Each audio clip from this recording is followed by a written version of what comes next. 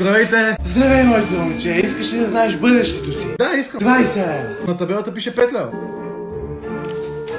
Погледни пак. Уау, как го направи? Магия и инфлация. Добре, как се казваш, моето момче? Нека позная. Йоан. Петър! Йоан Петър, нали? Не. Знаех си, само те пробвах. Сега ще позная любимият ти цвят. Синьо! Не. Зелено! Не. Жълто! Не. Розово! Не. Лилаво! Да, той как позна? Магия, моето момче. Добре, имаш ли приятел на име... Любата 20? Да, така се пише в Инстаграм. Имам видение. Братовчет ти катастрофирал и се нуждае от 10 000 лева за операция. Ама аз нямам братовчет. Имаш, крият го от тебе, Петре. И Йоан. Така да е. И сега какво да правя? Имаш ли ги кеш парите сега в теб? Не, но имам 3 златни синджира и iPhone 13 Pro Max. Супер, дай ги на мен, аз ще ги предам на лекарите. Добре, само да не се оправи. Той ще се оправи, Петре. И Йоан. Ама ти няма да се оправиш.